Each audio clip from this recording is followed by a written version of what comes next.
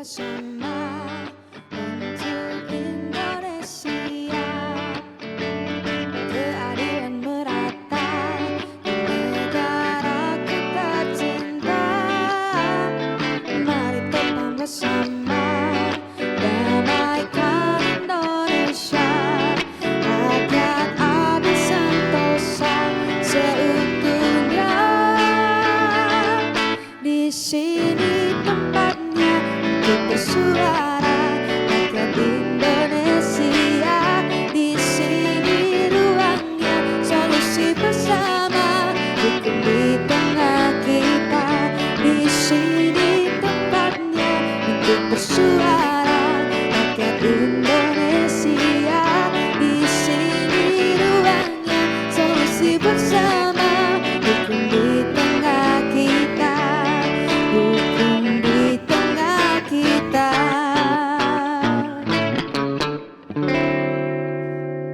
Ini persidangan kasus Kanjuruhan ini kan seperti pertandingan. 5 bulan loh ini. Nah ini babak akhir ini. Ini babak akhir. Harusnya. Kita akan lihat kira-kira vonis hakim ini apakah nantinya sesuai akan mendapatkan keadilan untuk para korban. Nah ini yang harus kita awasi bersama-sama memang. Mungkin kita bisa lihat dulu videonya seperti apa.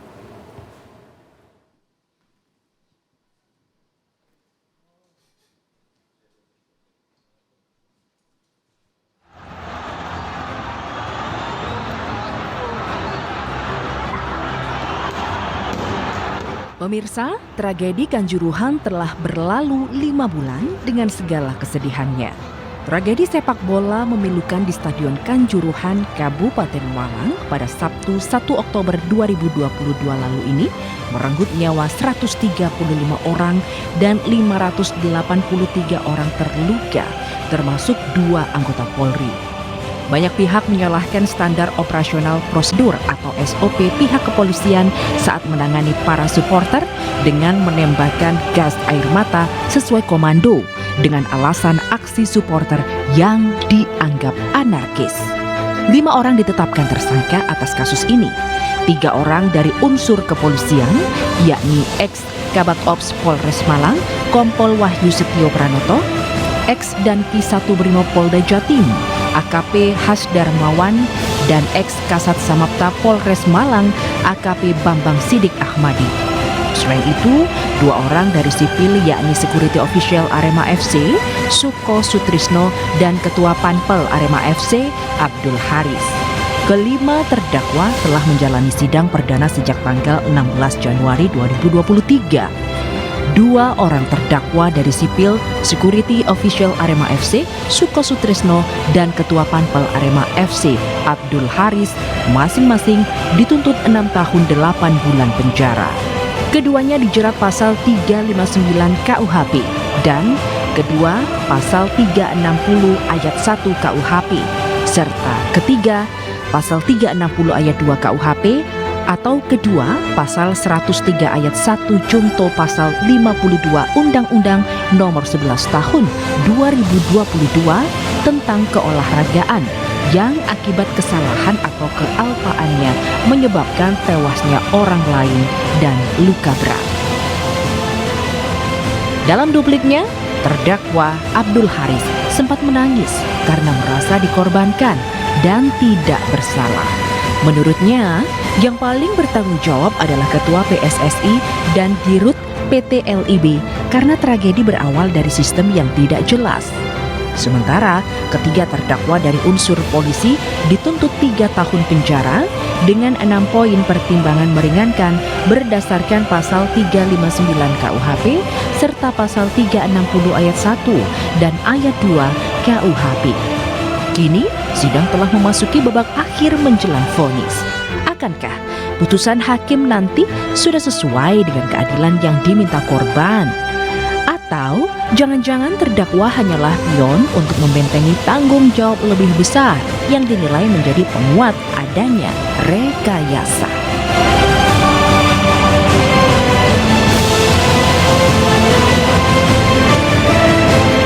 Memasuki babak akhir telah ditetapkan 5 terdakwa ya. Dan banyak orang yang menunggu keputusannya seperti apa. Sejauh ini aja belum diputuskan, sudah ada pro dan kontra.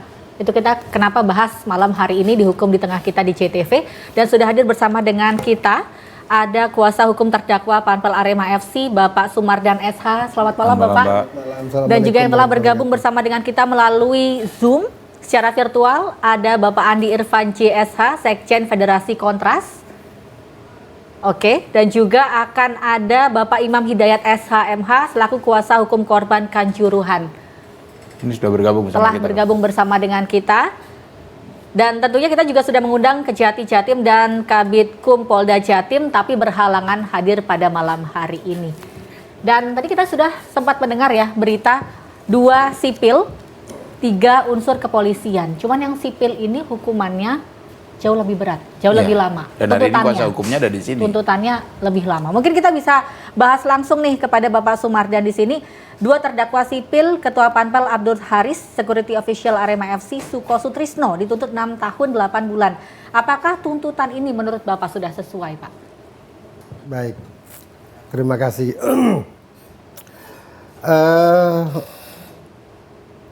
Dari fakta persidangan itu, semestinya Abdul Haris itu dituntut bebas, bukan malah dituntut dengan hukuman yang tinggi. Malah dituntut bebas sebenarnya. Semestinya hukum acara pidana itu boleh ketika penuntut umum tidak menemukan fakta dan bukti, dia boleh menuntut bebas.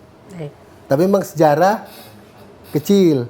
Hanya yang pernah terakhir kita dengar itu perkasusnya Udin, Jogja, wartawan itu tuntut bebas juga dia. Ya semestinya boleh menurut undang-undang. Jadi menurut saya atau kuasa hukumnya 2 sipil ini itu jelas tuntutan yang ngarang yang dilakukan oleh jaksa itu. Karena tidak bersandar pada fakta hukum. Di mana fakta hukum? Fakta hukum secara fakta notoir atau kita tulis kembali disebut dengan fakta novum itu, artinya fakta ini tidak bisa dihilangkan dengan ingatan masyarakat umum.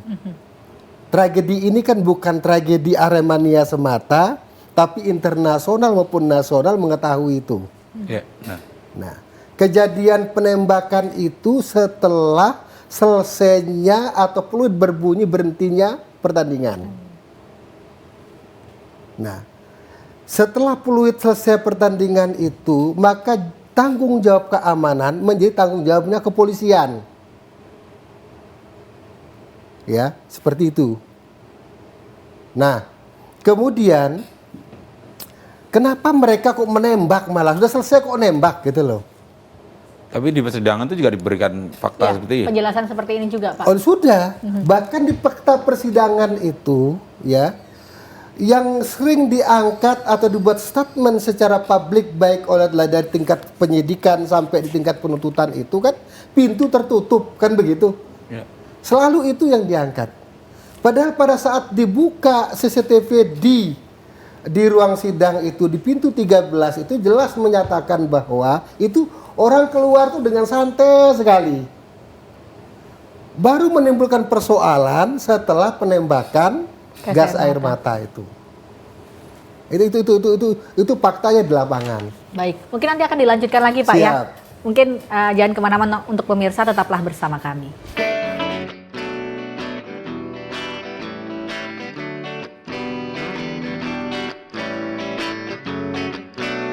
Hukum di tengah kita, hukum di tengah kita. 5 bulan kasus Kanjuruhan sudah berjalan. Tentu kita pengen kawal sampai akhir, Benar. ya, sampai jelas keadilannya bisa terwujud. Kalau tadi kita dengarkan cerita bahwa kuasa hukumnya harusnya bebas, tapi kan semua orang juga sekarang berpikir bahwa beliau kan panitia pelaksana gitu. Nah, yang tadi sudah dibahas ya, ada 5 terdakwa, ada 2 sipil dan juga 3 dari kepolisian. Yang di sini adalah Bapak Sumardan, kuasa hukum terdakwa Panpel Arema FC, atau bisa dibilang ini dari sipilnya ya, Pak ya. Ya. Mungkin bisa dilanjutkan tadi, Pak. Bapak tadi pengennya kalau bisa bebas. Baik. Yang selama ini yang selalu diekspos di media itu kan meninggalnya saudara-saudara teman-teman Aremania ini karena faktor tiketnya terlalu banyak gitu. Nah, Tidak benar. seharusnya. Itu kan begitu yang diangkat. Yang kedua yang diangkat lagi karena pintunya tertutup. Itu yang diangkat sejak selama itu. Nah kemudian Kalau pintu yang menjadi persoalan, ya, itu makanya penuntut umum itu mendakwakan undang-undang tentang olahraga, tentang keselamatan dan kesehatan dan keselamatan itu.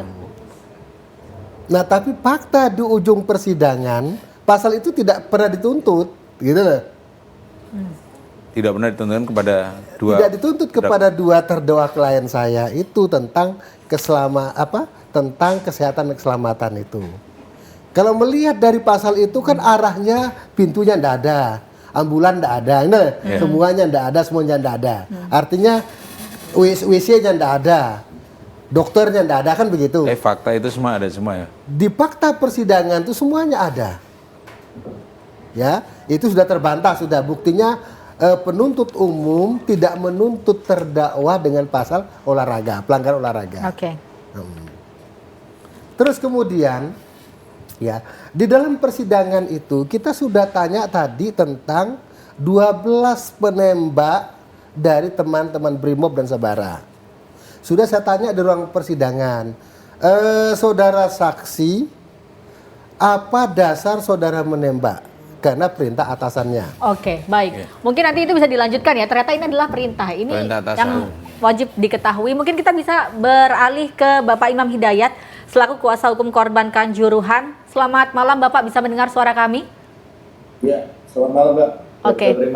Bapak, ini sudah 5 bulan berlalu, sudah ditetapkan 5 terdakwa, 3 dari kepolisian, 2 dari sipil. Bagaimana tanggapan Bapak? Ya, pertama sebelum saya jawab, saya sampaikan bahwa sejak awal kita ini menolak ya. Laporan itu kan, ini kan yang tersidang di Pengadilan Negeri Surabaya ini kan laporan model A ya, oleh petugas ya yang terlibat. Sedang kita bikin laporan sendiri model B oleh masyarakat yang mengalami tragedi itu di Polres Kepanjen ya. Kemudian sejak awal kita sudah menduga ya banyak rekayasa menurut selera daripada kemauan dari penyidik Polda Jatim. Dengan naiknya LP model A ini ke persidangan yang seharusnya diadakan di Pengadilan Negeri Kepanjen, tempat TKP, tetapi kemudian dengan alasan dikhawatirkan masalah keamanan ditunda di Pengadilan Negeri Surabaya. Tetapi hal itu pun kemudian juga banyak menimbulkan kejanggalan ya.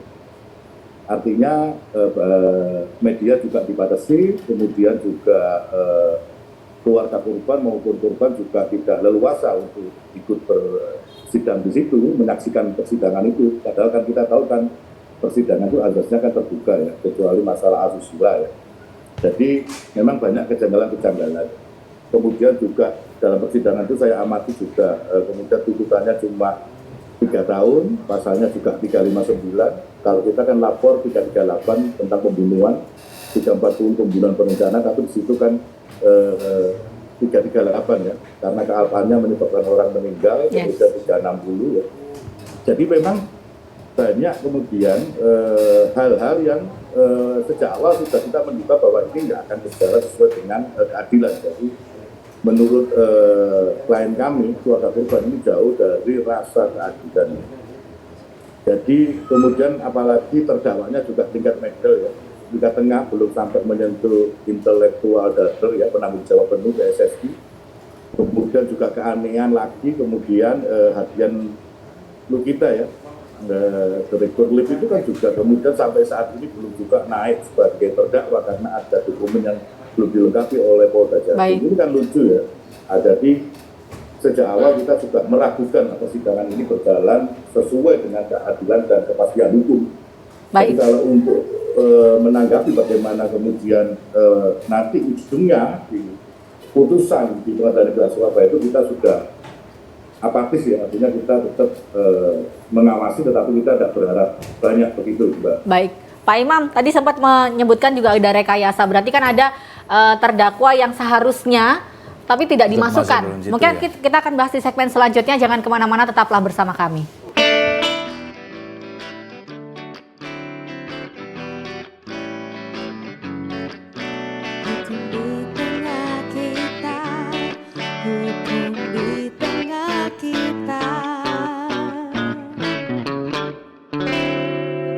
kasih Anda masih bersama kami di Hukum di Tengah Kita, mengawasi babak akhir untuk tragedi Kanjuruhan yang sudah 5 bulan berlalu. Dan setelah hadir di studio JTV malam hari ini, terima kasih telah meluangkan waktunya untuk hadir.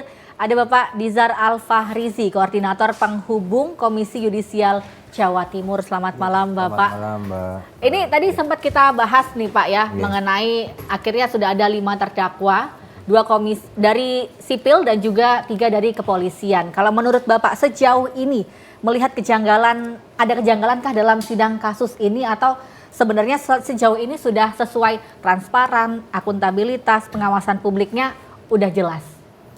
Ya kalau KY memang fokusnya di persidangan dan lebih ke hakim ya. Kalau kami melakukan beberapa kali pemantauan dan sejak awal juga kami ikuti, memang masih berjalan normal begitu di persidangan. Tetapi kalau kemudian bicara soal tuntutan, dakwaan dan lain sebagainya, memang itu ya ranahnya kejaksaan dan juga penyidik begitu. Sejauh ini sih kalau kami menganggap masih berjalan lancar dan normal-normal saja di persidangan begitu. Jadi belum ada sesuatu yang itu menjadi entry point. Ada catatan khusus kah? Catatan khusus, makanya kalau kami memang fokusnya di hakim ya, lebih ke persidangan, tidak masuk dalam substansi materi gitu. Jadi kalau kami juga berdiskusi dengan teman-teman jejaring begitu, memang lebih banyak dikeluhkan soal substansi ya, materi gitu. Kenapa kemudian terdakwanya ini dan itu begitu, kenapa kemudian juga tuntutan maupun dakwaannya yang dikenakan ini dan itu, tidak lebih menyoroti soal bagaimana proses hakim maupun persidangan yang berlangsung begitu. Jadi saya kira masih belum ada kalau itu versi kami gitu. Tapi katanya ini persidangan ini dianggap terlalu tertutup Pak gitu. Apa sudah sesuai? Tertutupnya bagaimana? Karena kalau kami mengikuti sejak awal persidangan, dimulai dengan dakwaan dan sampai kemarin itu tuntutan, saya kira juga banyak teman-teman jurnalis dan kami juga melakukan pemantauan persidangan bersama-sama juga teman-teman jejaring masyarakat sipil dari LBH Malang dan sebagainya begitu. Jadi definisi tertutup itu seperti apa kami juga tahu. Kalau kemudian bahwa sebelum persidangan itu ruangan sidangnya memang ditutup, iya, dan itu kami konfirmasi sebagai upaya untuk sterilisasi begitu. Karena juga tidak hanya pengunjung sidang tetapi juga banyak aparat kepolisian juga begitu yang juga menjaga keamanan di sana begitu Pak. Bahkan juga itu kan menjadi catatan juga manakala ada kepolisian yang sempat meneriakkan yel yang itu juga agak mengganggu suasana persidangan. Jadi kalau tertutup saya kira belum masuk ke ranah tertutup, karena setiap kali persidangan dibuka selalu ditekankan bahwa persidangan ini dibuka dan terbuka untuk umum begitu. Jadi kami melihat belum sampai mengarah ke tertutup karena tidak dikategorikan sebagai sidang tertutup juga begitu persidangan ini, dan semua bisa melihat secara langsung begitu. Oke, kita kembali lagi ke Pak Sumardan di sini. Tadi sempat menceritakan kalaupun ada kejadian-kejadian yang akhirnya terjadi tragedi, ini menurut dari 2 terdakwa sipil ini adalah perintah tadi Bapak ya. Tapi Bapak sempat menyebutkan ini Pak ya. Ini seperti apa? Berarti kan Bapak tidak setuju kalau ini menjadi terdakwa, gitu sama ya? Mungkin. Dengar. Harusnya ada nama lain gitu. Ketika 12 saksi yang dihadirkan oleh penuntut umum itu dari 3 kelompok polisi, Brimob Porong, Brimob Madiun, Sabara, Malang. Di ruang sidang sudah saya tanya, mengapa saudara melakukan penembakan? Karena itu perintah atasannya. Saya tanya, siapa itu atasannya? Adalah yang langsung di atasnya dia, ketua pelton kalau kita ya, dan Ki-nya. Ya. Pernah juga saya tanya, apakah ini kan 3 ketua Palton yang berbeda, gitu loh. Ya. Ada nggak yang atas yang memberikan perintah cuma satu, gitu loh, Ya. menyebar kan begitu. Ah. Mereka mengatakan tidak langsung perintahnya masing-masing dari Danki atau Palton itu. Saya tanya, apa alasan dia memerintahkan saudara menembak? Jelas pertanyaannya. Alasannya adalah untuk menjaga keselamatan kami. Kami ini siapa nih Pak? Polisi Unsur maksudnya. polisi. Oh berarti. baik, Maksudnya polisi. baik. Menjaga keselamatan polisi yang berjaga di situ. Lalu saya tanya dengan saya, di mana orang yang berbahaya keamanannya saudara, orang dekat atau orang jauh? Siapa yang harus dijaga sebenarnya? Kan benar. Iya. Terus saya tanya, mana yang harus berbahaya? Yang berbahaya orang dekat. Lalu kenapa saudara menembak ke yang jauh? Yes, Ke yang di tribun. Kan begitu? betul. Itu fakta di persidangan ini. Fakta di persidangan seperti itu. Artinya tidak ada unsur sipil juga yang berada di perintah itu. Dengar lagi. Saya tanya lagi. Kalau seandainya, kami tanya lagi, kalau seandainya itu yang memerintahkan adalah Pak Haris Ketua Pampel atau Pak Suko sebagai security itu, Security. apakah saudara mau menembak? Ya tidak mau. Karena- Katanya, karena itu bukan atasan saya. Betul. Nah itu yang menjadi saya beralasannya itu. Tapi faktanya tuntutannya ternyata mereka lebih tinggi jatuhnya, padahal mereka hanya mendapatkan perintah. Makanya sudah saya bilang, saya kan sejak begitu diwawancari teman-teman media, saya bilang itu penuntut umum itu memanipulasi fakta. Oke. Apalagi fakta ini dia memanipulasi pasal. Tapi saya bukan kewenangannya tetangga sebelah dia. Oke. Nah, masa ada tuntutan itu baru disertai pasal 65 di akhir pada saat tuntutan. Kenapa tidak dimasukkan di waktu surat dakwaan? Oke. Baik. Nah, itu faktanya, itu juga pelanggaran semua. Nah, itu. Oke. Baik, kita mungkin ke Pak Imam nih, tanggapan kuasa hukum korban Pak. Sekaligus mungkin tadi Bapak sempat menyebutkan ini sepertinya ada rekayasa. Berarti menurut Bapak ada nama-nama yang harusnya menjadi terdakwa tapi tidak menjadi terdakwa. Ya, terima kasih. Sejak awal kan sudah saya sampaikan bahwa kita menolak persidangan model A ini. Di samping intelektual kadernya belum tersentuh ya, kemudian juga eksekutor di lapangan juga, padahal di persidangan terungkap ya bahwa penembakan di tribun itu dilakukan oleh kurang lebih 11 orang anggota BRIMOB. Tetapi itu pun juga tidak dijadikan terdakwa di dalam laporan model A ini. Artinya memang sejak awal kita sudah menduga akan berjalan seperti itu. Apalagi tadi kan ada perwakilan dari KJ Koordinator Jawa Timur, ini kan sidangnya terbuka, tapi kan terbuka terbatas ya. Artinya secara psikis tak kala persidangan itu dipindahkan di Pengadilan Negeri Surabaya itu sudah yang perlu dipertanyakan. Kalau soal keamanan apakah Surabaya kan kita tahu, meskipun kita tidak berharap ya di situ kan ada supporter bonek ya, ini kan supporter Aremania, takut terjadi chaos. Justru lebih aman itu diadakan di Pengadilan Negeri Kepanjen di mana kejadian itu terjadi di tempat TKP ya. Jadi hal-hal itulah yang mulai awal kemudian kita sudah menolak untuk hadir ya. Berapa kali saya dihubungi oleh Polrestabes Surabaya untuk apakah Pak Imam dari tim Tata Hadir, saya bilang enggak lah, enggak hadir. Tapi karena kewajiban klien saya dipanggil sebagai saksi, maka saya memenuhi undang-undang ya, karena kalau tidak hadir dalam persidangan pidana sebagai saksi itu akan kena sanksi, maka saya hadir. Jadi sejak awal kita sudah apatis lah.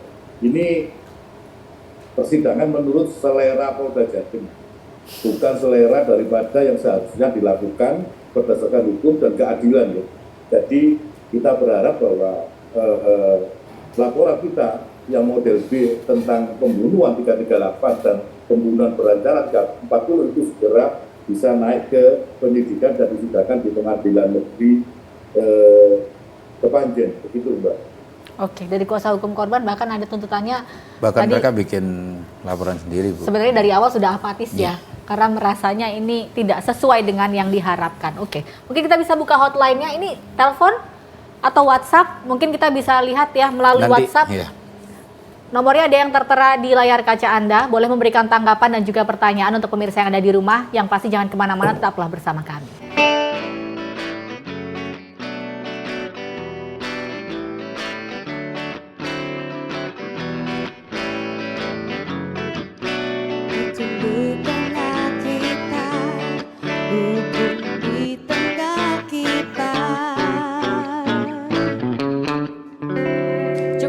deg-degan karena memasuki babak akhir ya.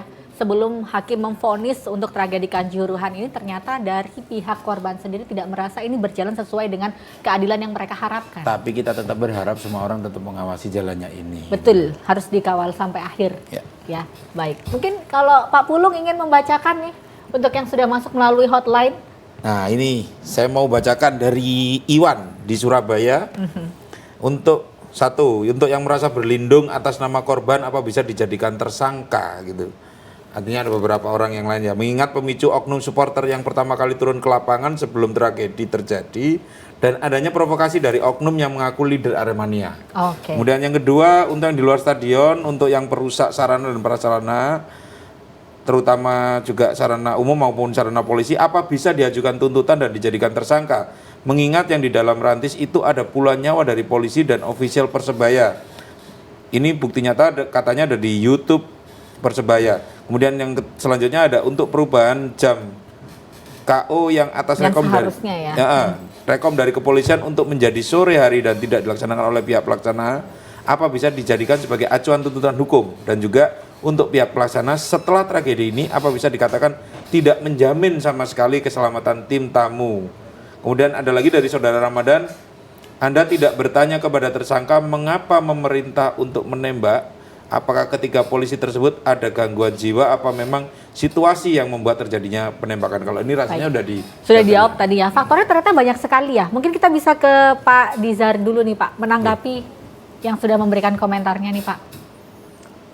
Iya, itu memang lebih ke substansi ya, substansi perkara. Jadi memang kalau sejak awal perbincangan netizen itu kan ya kalau memang diusut ya diusut semua, baik dari unsur polisian, kemudian supporter dan sebagainya. Ini kan tinggal nanti proses hukumnya berjalan seperti apa, begitu. Tinggal penyidiknya mau mengusutnya seperti apa. Tapi itu tidak menjadi fokus saya. Yang menjadi fokus saya tadi saya tertarik soal pemindahan ya, pemindahan kenapa itu dipindah di Pengadilan Negeri Surabaya. Gitu. Jadi memang ya idealnya memang diselenggarakan di PN Kepanjen begitu ya, sebagai karena lokusnya di sana begitu. Tetapi kan tentu pengadilan dalam membuat penetapan itu kan memang berdasarkan alasan, dan sepanjang catatan saya yang saya tahu bahwa itu kan ada yang pertama juga ada penolakan misalkan dari bonek begitu kan kalau sidangnya di itu juga menjadi pertimbangan. Kemudian soal kekhawatiran kepolisian manakala misalkan sidangnya diselenggarakan di lokus di sana di Malang begitu, tentu akan banyak ya berbondong-bondong massa yang justru itu bisa berakibat kontraproduktif misalkan terhadap jalannya persidangan. Nah, saya kira itu sudah dipertimbangkan secara matang begitu kan. Alasan-alasan itu. Jadi saya kira kejadian atau persidangan yang dipindahkan itu tidak hanya perkara ini. Misalkan kita lihat sebelum perkara ini ada perkara di Jombang ya, yang kemudian Ponpes itu yang tersangkanya juga akhirnya dipindah karena juga alasan massa begitu. Jadi sebenarnya memang dibolehkan, tinggal nanti kemudian alasan-alasannya itu bisa diterima, masuk akal atau kemudian tidak gitu. Dan saya kira ini semua sudah dipertimbangkan. Jadi saya kira memang nanti ke depan karena ini sudah mendekati putusan, saya kira kita juga harus memberikan setidaknya hakim punya sisi progresivitas yang manakala bisa mengcapture ya kasus ini sehingga bisa memenuhi rasa keadilan publik ya berdasarkan kemudian tuntutan jaksa maupun juga pertimbangan fakta hukum dan sebagainya, sehingga putusan yang diputuskan nanti itu bisa memenuhi harapan keadilan publik. Kalau Pak Dizar sendiri melihat sejauh ini proses hukum yang berlangsung, apakah hakim ini memang benar-benar netral? Secara ini kan yang mengawasi nggak cuma dari Indonesia aja, internasional pun jadi pembahasan internasional juga. Ya, kalau kami mengamati memang dari beberapa persidangan sebenarnya hakim sudah berupaya untuk menggali fakta maupun juga misalkan menengahi ketika saksi-saksi, misalkan saksi-saksi dari supporter dan sebagainya itu tidak mampu menjawab karena juga ada tekanan psikis misalkan dari pertanyaan yang diajukan misalkan. Jadi sejauh ini sih masih berjalan normal begitu, sehingga nanti kita simak saja bagaimana nanti pertimbangan hukum hakim, kemudian bagaimana putusan, kemudian nanti setelah itu apa kira-kira yang bisa dilakukan. Saya kira menarik kalau kemudian nanti juga bisa dilakukan misalkan eksaminasi publik misalkan terhadap putusan hakim. Atau kemudian juga bisa contoh misalkan kasusnya Baradae misalkan yang kemudian bagaimana para akademisi membuat amicus curiae misalkan untuk memberikan alternatif pendapat yang itu bisa membuka cakrawala hakim untuk kemudian memutus dengan harapan publik. Jadi saya kira banyak saluran yang masih kita bisa lakukan ya menjelang menit-menit akhir ini. Artinya masih ada beberapa celah yang bisa kita pakai ya Pak ya untuk ya, mencari sebuah masih ada alternatif yang mungkin kita bisa optimalkan lah kira-kira. Baik, we'll see ya. Oke, kita ke Pak Sumardan. Sejauh ini Pak, proses hukum yang berjalan sesuai dengan fakta-fakta. Sejauh ini apakah menurut Bapak hakim ini sudah benar-benar netral? Karena awalnya memang kan sidangnya tertutup. Pertama kali kan. Ya. Itu sudah Bukan pintunya ditutup Pak ya? tertutup. Pintunya ditutup. Artinya dia tidak memperbolehkan siapa saja yang menonton. Bahkan terdakwa harus sidang melalui ruang tahanannya. Baik. Ketika kami tim kuasa hukum 2 sipil ini, kita minta agar sidangnya offline. Maka kemudian dikabulkan itu. Akhirnya. Malah yang minta dari terdakwanya Pak. Malah yang minta dari yang minta ada kuasa hukumnya terdakwa sipil. Baik. Dan itu kan terdapat rekan-rekan polisi masih belum mau sidang saat itu secara terbuka. Hanya kita yang meminta, tujuan kami adalah agar proses pengadilan ini itu dipantau oleh semua penjuru termasuk teman media masyarakat. Yes. Kita sangat menghendaki. Tidak cuma media di Indonesia tapi juga luar negeri. Ya. Nah, kemudian ternyata kan dibuka saat itu. Ya. Tidak ada persoalan. Selama persidangan ini mengapa ada orang itu sidangnya di situ seperti saudara yang dari Tatak itu, memang di pasal 84 hukum acara pidana itu ada 2 tempat persidangan, pasal 84. Yang pertama, di mana tempat kejadian atau disebut bahasa Maduranya locus delik tempus delik. Ya, di mana tempat kejadian dan waktu kejadian. Yang kedua, di mana tempat saksi berada banyak.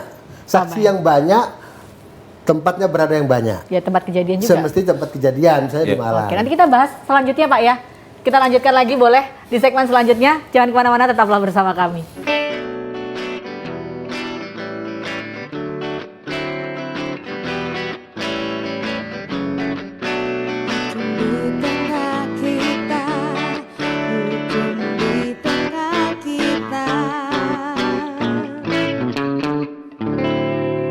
Bersama dengan kami membahas mengenai tragedi Kanjuruhan yang akan memasuki babak akhir sesaat lagi ya Pak ya.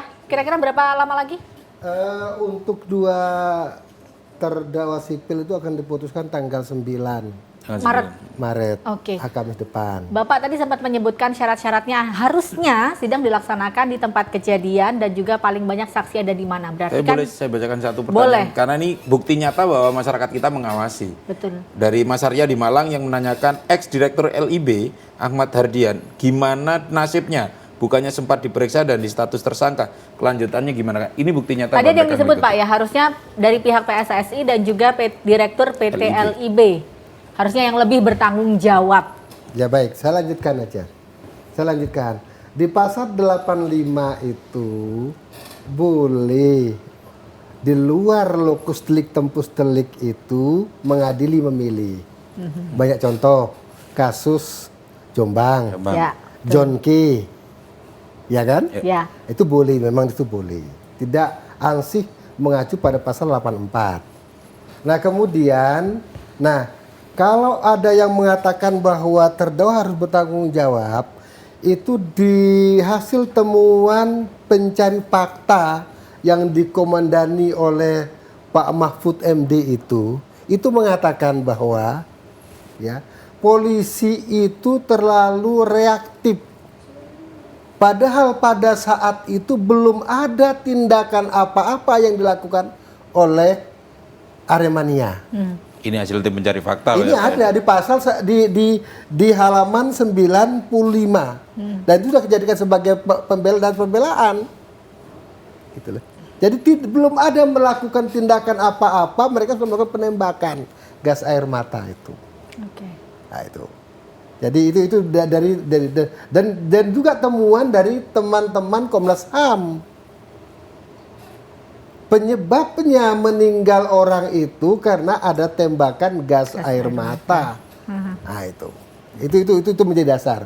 Itu yang menjadi dasar saya mengatakan tadi bahwa semestinya dua terdakwa sipil itu Pak Haris dan Pak Suko itu tidak masuk di jeratan pasal 359, 360 ayat 1 maupun ayat 2. Itu dasarnya seperti itu. Dan di dalam persidangan tidak pernah kami temukan satu saksi yang menyatakan bahwa meninggalnya orang atau Aremania itu disebabkan karena perbuatannya Haris ataupun Pak Suko. Ya. Tidak ada satupun saksi yang mengatakan demikian. Baik, mungkin kita bisa ke Pak Imam, Pak. Tanggapannya seperti apa nih, Pak? Kalau dari Bapak Sumardan sendiri. Nah, artinya kan gini, sejak awal kan persidangan model A ini kan kita menduga ini hanya selera penyidik Polda Jatim dan Kejaksaan Tinggi Jatim, ya. Artinya tidak sesuai dengan rasa keadilan. Jadi apapun yang disampaikan itulah fakta dalam persidangan yang harusnya diadopsi. Ya. Di persidangan itu kan banyak fakta baru terungkap bahwa perintah penembakan itu ada ke tribun, kemudian juga overlapping tentang penjualan tiketing atas permintaan Kapolres Panjen. Itu kan fakta-fakta yang seharusnya bisa diungkap di tingkat penyidikan, ya, bukan kemudian bisa baru disampaikan di tingkat pengadilan. Artinya kan karena kita terikat dengan tuntutan itu sudah di 359, ya, bukan di 338. Jadi semakin semakin kacau, ya. Bagaimana kemudian penanganan tragedi Kanjuruhan ini betul-betul kacau, ya. Artinya sama sekali tidak mencerminkan rasa keadilan, ya. Itulah yang kemudian membuat kita ini merasa tidak puas, apalagi kan kejadian yang kemarin pengerusakan kantor Arema ini kan sangkaannya lebih berat, 179 tahun, kemudian 160 penghasutan itu 6 tahun, itu lebih berat, ya, lebih berat daripada kemudian tuntutan jaksa di persidangan model A di Surabaya, di Surabaya yang hanya 359 yang maksimal 5 tahun, ya, meskipun kemudian jaksa penuntut umum memakai pasal 65, ya, pembarengan, artinya sepertiga dari hukuman yang terberat yaitu 5 tahun jadi 6 tahun 8 bulan, tetapi itu kemudian menjadi semakin memperjelas, ya. Artinya bahwa kalau saya boleh berkata, ternyata harga kaca kantor manajemen Arema ini lebih mahal daripada 135 nyawa. Itu berbanding terbalik sekali, ya. Jadi apapun hasil dari persidangan model A di Pengadilan Negeri Surabaya, kita sebenarnya sudah mengawal, tetapi kita sudah dapat menduga, gitu. Itu jauh dari rasa keadilan, apalagi fakta hukum berbicara baik di persidangan maupun di fakta kejadian di tragedi Kanjuruhan di Stadion Kanjuruhan, ya. Jadi kalau kita membahas persidangan model A itu kayaknya malas, ya. Ya sudahlah seperti itu. Bagaimana lagi kita sebagai rakyat, ya, menuntut keadilan, ternyata yang kita dapat seperti itu. Makanya kita intensif kemudian menekan Polres Panjen itu segera menaikkan laporan model B kita ketika penyidikan. Dan lucunya alasannya bahwa belum naik ke tingkat penyidikan, Polres Panjen bilang bahwa kesulitan alat bukti, ya, karena dipakai di persidangan model A di Pengadilan Negeri Surabaya. Itulah hal-hal yang kejanggalan-kejanggalan yang banyak diungkap baik oleh Diktatak maupun kemarin oleh masyarakat sipil, ya. Kejanggalan itu kan dirumuskan dalam 8 poin kejanggalan. Kalau untuk Pak Imam sendiri Pak, harapannya sebenarnya Pak untuk Ya, plus harapannya ke depan nantinya untuk para terdakwa dan juga vonis hukumannya. kalau harapan ke depan, apa yang kita harapkan dengan pasal 359 ya? Tentu kita sudah nggak bisa berharap, soalnya kita sudah dikunci di pasal itu. Harapannya nggak ada sudah. Artinya ya sudah, justru itu kalau nanti terbukti lah, katakanlah mereka terbukti melanggar pasal 359 dengan hukuman sekian tahun, itu justru malah mempersulit penyidikan selanjutnya untuk intelektual dadernya PSSI, kemudian direktur lipnya, kemudian eksekutornya di bawah yang menembakkan gas air mata ke tribun. Itu problem ya, problem. Padahal kita tahu bahwa 135 nyawa ini kan terbesar nomor 2 di dunia. Ya, betul. Ya, Baik. bahkan staf ahli Kapolri Pak Arianto dalam satu Frame TV, stasiun TV dia menyatakan ini pembunuhan massal ini. Baik. Kalau karena kealpaannya mati 1-3 orang kita dapat terima, atau 135 meninggal stadionnya ambruk ya, itu kita terima, tapi kan ini enggak. Betul. Baik, Kan baik. dengan sengaja mereka menembakkan gas air mata ke tribun. Baik, Dan baik. banyak kemudian sejak awal otopsi itu kan mereka meninggalnya disebabkan oleh benda tumpul. Bagaimana benda tumpul kemudian mengakibatkan hidung ini keluar busa, dari kemaluan keluar air kencing, muka biru, hitam, mata merah. Masa ini akibat benda tumpul?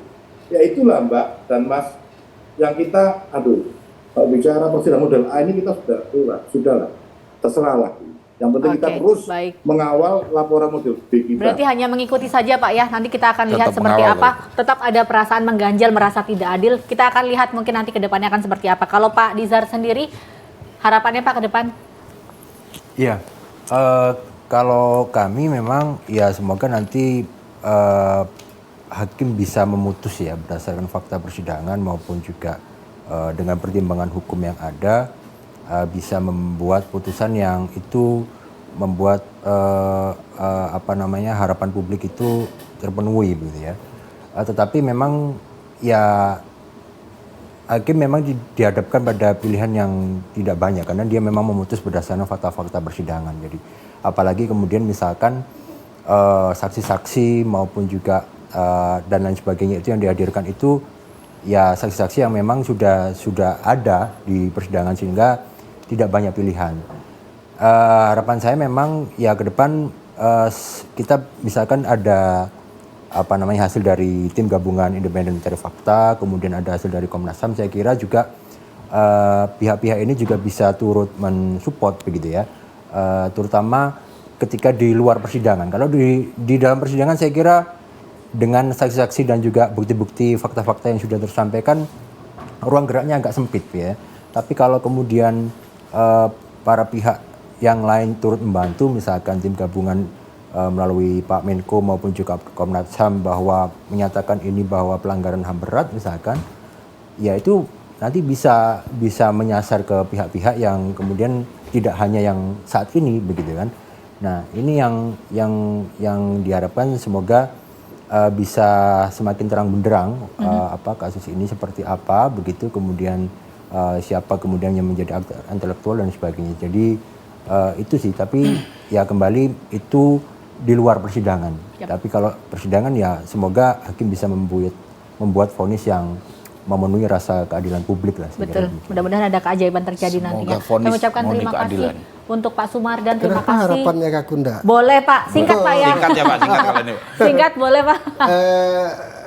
Kami dari kuasa hukum terdakwa Pak Haris dan Pak Suko, memang kita berharap bahwa putusan hakim itu memenuhi rasa keadilan bagi klien saya, sesuai dengan fakta persidangan. Dan di pembelaan kami memang karena tidak ada satupun alat bukti yang menyebut atau menyatakan bahwa klien kami atau terdakwa itu adalah sebagai pelaku kejahatan atau sebagai pelaku tindak pidana pasal 35, 9, 360 ayat 1 ayat 2, maka kami memang minta dibebaskan oleh hakim.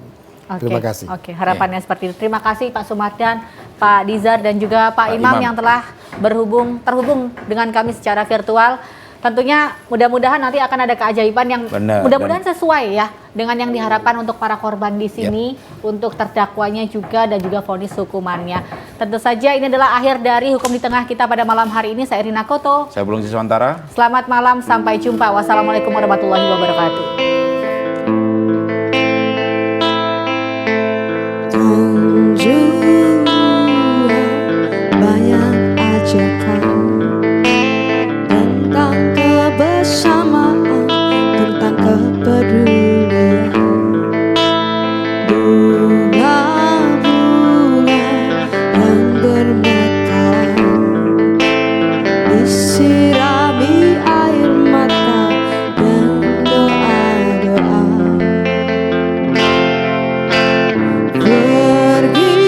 Pergilah kau dengan senang hati, tak ada yang pernah sia melepasmu. Salam satu jiwa untuk prestasi.